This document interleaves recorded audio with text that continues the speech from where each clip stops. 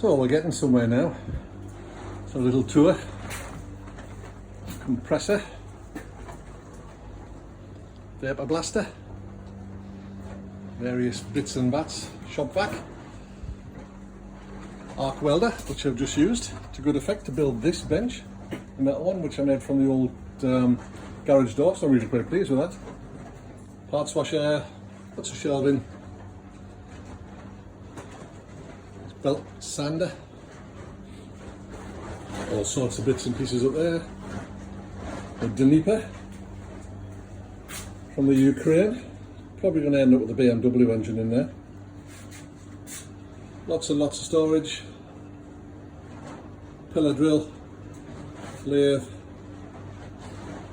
Tools. Another grinder.